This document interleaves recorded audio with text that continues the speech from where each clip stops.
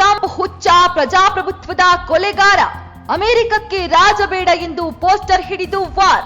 50 ರಾಜ್ಯಗಳ ಲಕ್ಷಾಂತರ ಜನರು ಬೀದಿಗಿಳಿದು ಹೋರಾಟ. ಬೇರೆ ದೇಶಗಳಿಗೂ ಸುಂಕ, ತನ್ನ ದೇಶಕ್ಕೂ ತೆರಿಗೆ ಹೊರೆ.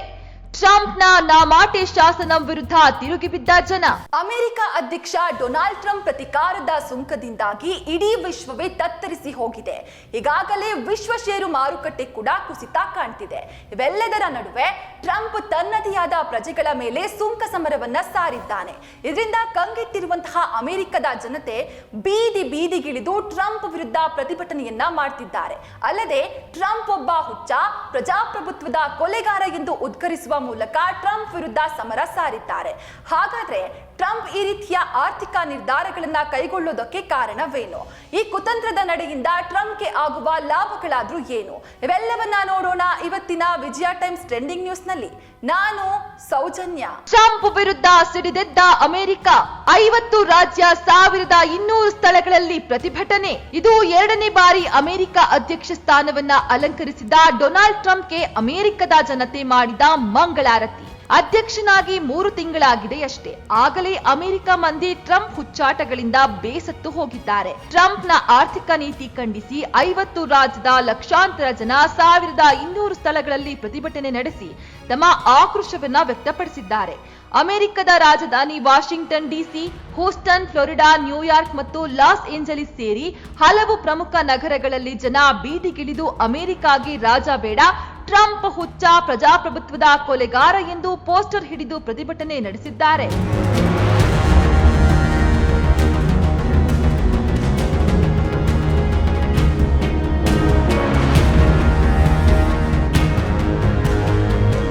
ಇದು ಟ್ರಂಪ್ನ ಆರ್ಥಿಕ ಹುಚ್ಚುತನ, ಅಮೆರಿಕ ವಿನಾಶದ ನೀತಿ ಎಂದು ಘೋಷಣೆ ಕೂಗುತ್ತಾ ಅಮೆರಿಕದ ಪ್ರಜೆಗಳು ಡೊನಾಲ್ಡ್ ಟ್ರಂಪ್ ವಿರುದ್ಧ ಜ್ವಾಲಾಮುಖಿಯಂತೆ ಆಕ್ರೋಶ ಹೊರಹಾಕಿದ್ದಾರೆ.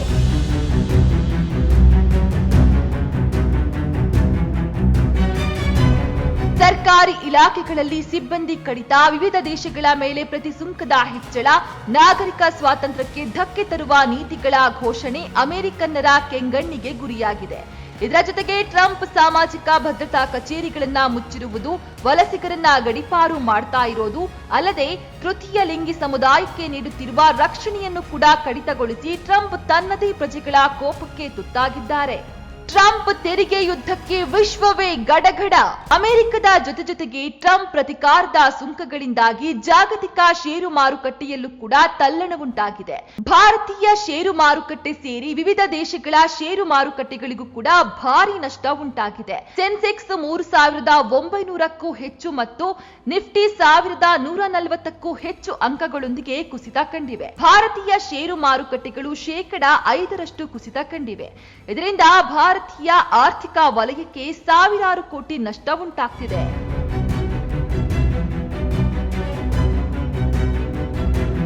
ಇದೇ ರೀತಿ ಆರ್ಥಿಕ ವಲಯದಲ್ಲಿ ಕುಸಿತ ಕಂಡ್ರೆ ಭಾರತ ದೇಶ ಹಣದುಬ್ಬರ ಎದುರಿಸಬೇಕಾಗುತ್ತೆ. ಅಮೆರಿಕದ ಡಾಲರ್ ಬೆಲೆ 100ರ ಗಡಿ ದಾಟುವ ದಿನವೂ ಕೂಡ ದೂರ ಏನುಳಿದಿಲ್ಲ ಎಂಬುದಾಗಿ ಆರ್ಥಿಕ ತಜ್ಞರು ಎಚ್ಚರಿಸಿದ್ದಾರೆ.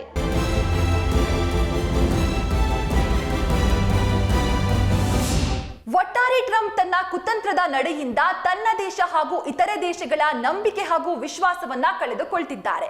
ಒಂದು ವೇಳೆ ಇದೇ ರೀತಿ ಮುಂದುವರೆದಿದ್ದೇ ಆದಲ್ಲಿ ಟ್ರಂಪ್ ತನ್ನ ಅಧಿಕಾರವನ್ನ ಕಳೆದುಕೊಂಡು ಬೀದಿಗೆ ಬರೋದು ಗ್ಯಾರಂಟಿ. ಇದಾಗಿತ್ತು ಇವತ್ತಿನ ವಿಜಯ ಟೈಮ್ಸ್ ಟ್ರೆಂಡಿಂಗ್ ನ್ಯೂಸ್. ಬದಲಾವಣೆಯ ಹಾದಿಗಾಗಿ ನೋಡ್ತಾ ಇರಿ ವಿಜಯ ಟೈಮ್ಸ್.